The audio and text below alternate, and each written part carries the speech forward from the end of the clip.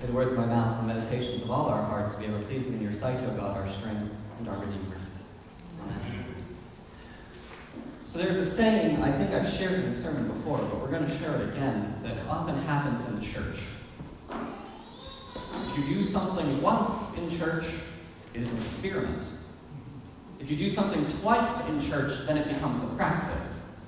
And if you do it 3 times in a row, then it is a holy tradition that shall not ever be changed or touched ever again. We've all seen this process play out.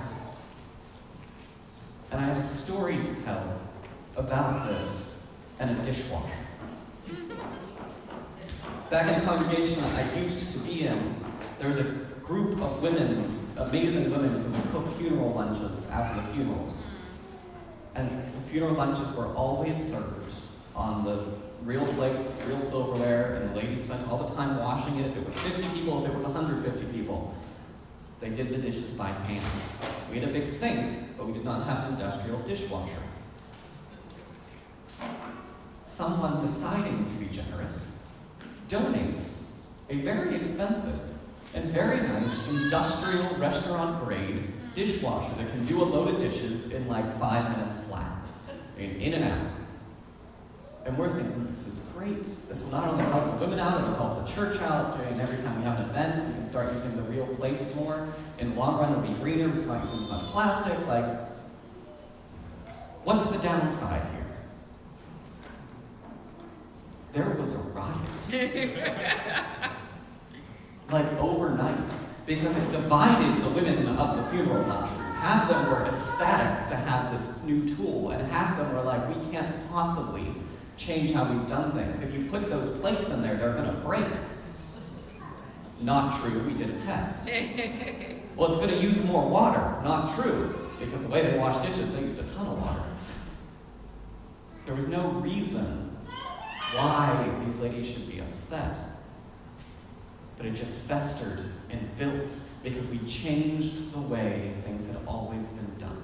And someone came in and challenged the way, the practice, how it had been done for years and years. And in some ways, I think ladies felt threatened because they were seeing that maybe part of their job was being taken away from them, which was not the case, but that's certainly how it was read. But this all ended with screaming and weeping and gnashing of teeth during a council meeting where some people walked out and left the church over this dishwasher. I think we're dealing with something similar in today's gospel reading for today. Because in today's gospel, Jesus shows up to teach on the Sabbath, the holy day, God's day, the day we teach and we worship. And a woman walks in, and she's part of the community because she makes it to worship. She's not separated from the community, but she is burdened, and she is constantly bent over, hunched, and she cannot stand up straight. And Jesus, seeing her burden, walks over and heals her of this 18-year-long pain. Again, what's the downside? This seems like an appropriate time to do the appropriate thing and help this woman who has been burdened for so long. But the leaders of the synagogue run out and say, how dare you? This is the Sabbath, and we keep it holy, and you will not heal on this day because we do not do work on this day. This is God's day, and you are using it to glorify yourself and do work and distract from the teaching and the worship that is supposed to happen. How dare you? But Jesus responds, if this is God's day, is it not? This is God's time. And does not God want this woman to be healed? Certainly God doesn't want this woman in pain anymore. Certainly God doesn't want to see her hunched over, bearing this. So why is it inappropriate on God's day to carry out God's will and do the work God has sent me on this earth to do? And furthermore, don't you also work on the Sabbath? Don't you also untie your donkey? Don't you also turn on lights? Don't you have to cook and to eat? Like, You work too, so don't come here and tell me I can't do God's work when you also tend to your own work on the Sabbath.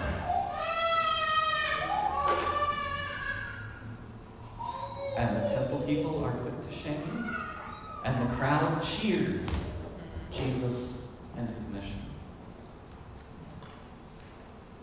We have to remember that the tradition built up at this time was that the Sabbath was a day of rest, a day of non-work, a day of meditation on your relationship with God. And even today, we still talk about the Sabbath as a day of rest.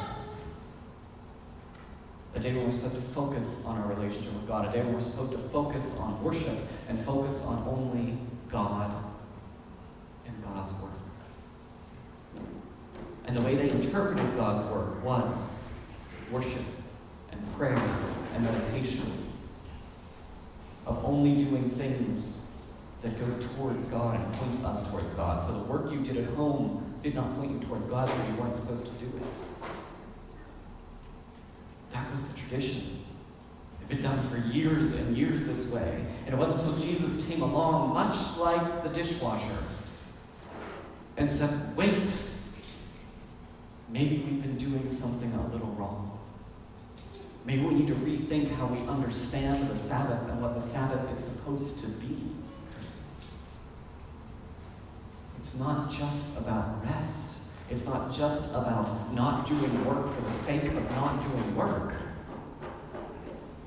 But it's about doing God's work and God's will in the world. Because if we want to know what God's work looks like, we want to know what an example of the Sabbath is, all we have to do is look at our first reading for today from Isaiah.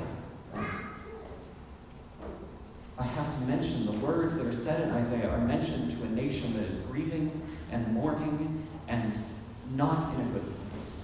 Isaiah has two different types. They're either gospel acclamations and very happy to a nation that's thriving, or they're speeches to a nation that is struggling. This is in the struggle that this command is given. And it says, if you refrain from trampling the Sabbath, from pursuing your own interests on the holy day, if you call the Sabbath a delight and the holy day of the Lord honorable, if you honor it, not going your own ways, serving your own interests, or pursuing your own affairs.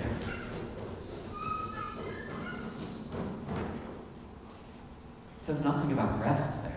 It says nothing about only focusing on God there. It says don't pursue your own interests on this day. Take one day to focus on God and to focus on God's work in the world. And it goes on to talk about that work, feeding the hungry, welcoming in the outcast, removing the pointing of fingers and the speaking of evil in your lives. For if we do that, we become the repairer of the breach and the satisfier of parched places. Back in Isaiah, they had this understanding that the Sabbath was about God's work, about trying to do God's kingdom, about bringing God's love into the world. In whatever way that looked like, including the healing that Jesus would do years later. Somehow, that understanding of Sabbath got twisted and changed to be this superficial thing of just not doing work. But it's not just that. It's about doing work that focuses on God. It's about doing work that focuses on our relationship with God and our faith. It's about coming to worship and focusing on our relationship on the Sabbath. It's about going out and showing God's love in the world.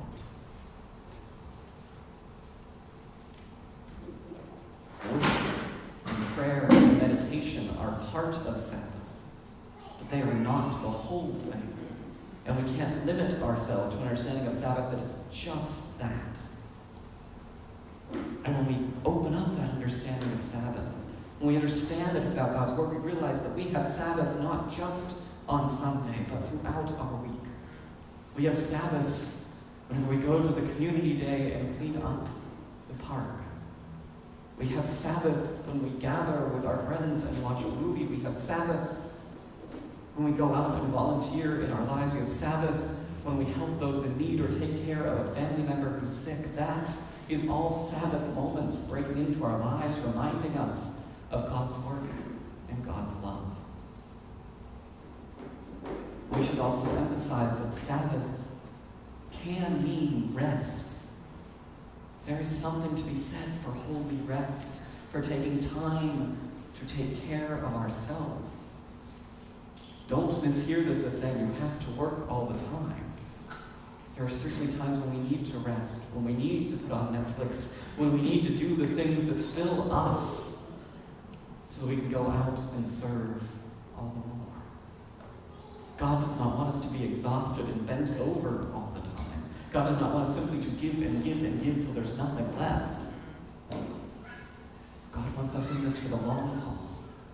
And part of that is rest. So Sabbath can mean rest, but again, don't limit the meaning of Sabbath to that. And much like our women in our church had to learn to use the new dishwasher, and had to open up to the idea of this wider understanding of how they could do something.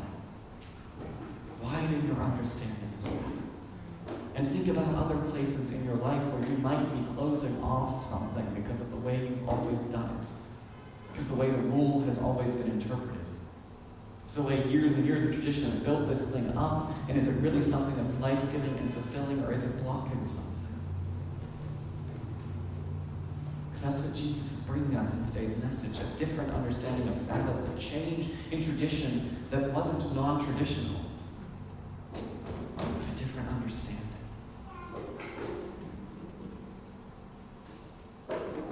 Remember the Sabbath. Keep it holy in all of